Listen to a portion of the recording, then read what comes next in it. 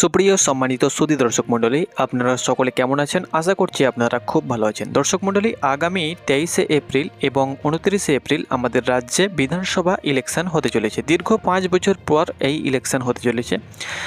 পশ্চিমবঙ্গ জুড়ে এই ইলেকশন হবে দুটো দফায়।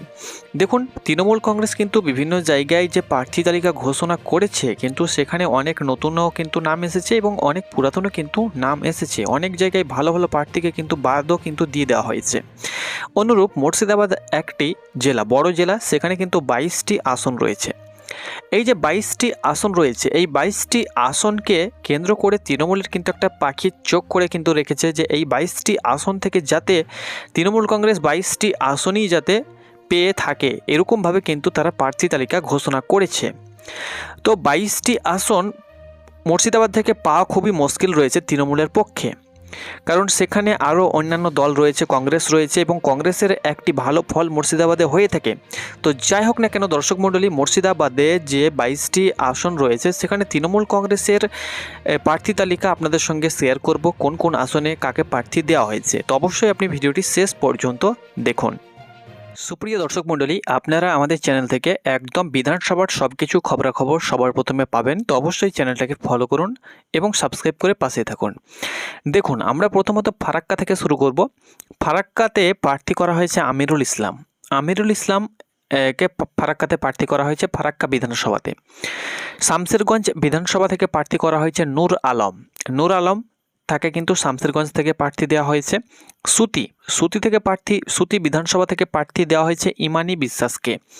জঙ্গিপুর থেকে লড়ছে জাকির হোসেন, সকলে পরিচিত একটি নাম জাকির হোসেন, এবং জাকির হোসেনকে সবাই আশা করছি মুর্শিদাবাদের চেনে, এবং জাকির হোসেনকে কিন্তু জঙ্গিপুর থেকে প্রার্থী দেওয়া হয়েছে, মুর্শিদাবাদের জঙ্গিপুর বিধানসভা আসন থেকে। রঘুনাথগঞ্জ থেকে প্রার্থী দেওয়া হয়েছে জনাব আখরুজ্জামানকে কিন্তু জঙ্গিপুর থেকে প্রার্থী দেওয়া হয়েছে।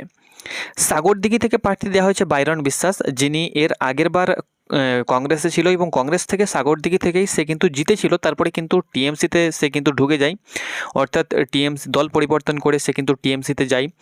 তো টিএমসিতে দল পরিবর্তন করে টিএমসিতে যাওয়ার পরেও কিন্তু তাকে সেখানেই কিন্তু বাইরন বিশ্বাসকে মুর্শিদাবাদের সাগরদিঘি বিধানসভা আসনে কিন্তু প্রার্থী করা হয়েছে এই বছর। সে কিন্তু সেখানে দাঁড়িয়েছে এবং সেখানে কিন্তু লড়বে। লালগোলা বিধানসভা থেকে ডাক্তার আব্দুল আজিজকে কিন্তু প্রার্থী করা হয়েছে।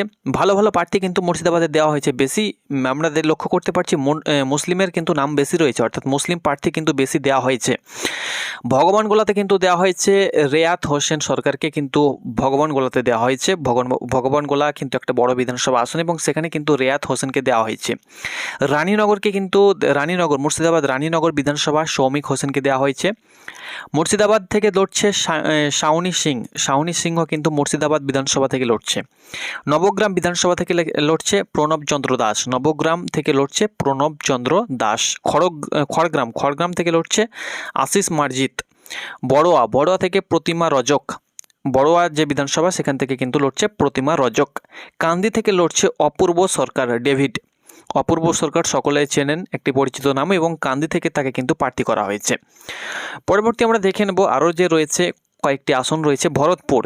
ভরতপুর সকলে জানেন যে ভরতপুর থেকে প্রার্থী করা হয়েছে মুস্তাফিজুর রহমান সুমনকে।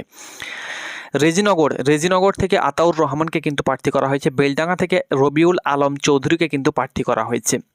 বহরমপুর থেকে লড়ছে কংগ্রেসের, সকলে জানেন যে অধীর রঞ্জন চৌধুরী, এবং তার এগনেস্টে কিন্তু নারুগোপাল মুখার্জিকে কিন্তু দাঁড় করানো হয়েছে।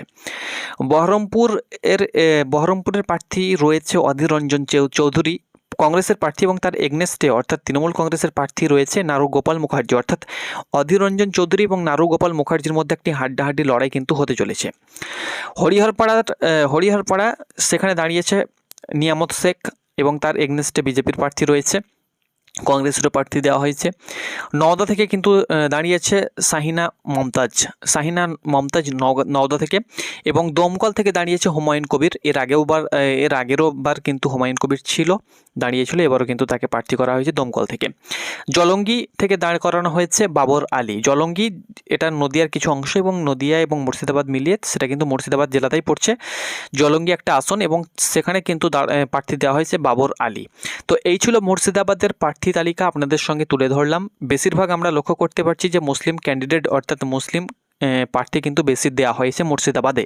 কারণ সকলে জানে যে মুর্শিদাবাদে মুসলিম ভোটার বেশি রয়েছে, 75% প্লাস কিন্তু মুসলিম ভোটার রয়েছে। এই কারণে কিন্তু মুর্শিদাবাদে কিন্তু মুসলিম প্রার্থী বেশি দেওয়া হয়েছে এবং তারা কিন্তু জয়ী হয়েছে বিগত কয়েক বছর, এবং এবারও কিন্তু কিছু কিছু নতুন দেওয়া হয়েছে এবং কিছু কিন্তু পুরাতন রয়েছে, অনেক পুরাতন রয়েছে এবং কিছু কিছু নতুন কিন্তু অ্যাড করা হয়েছে।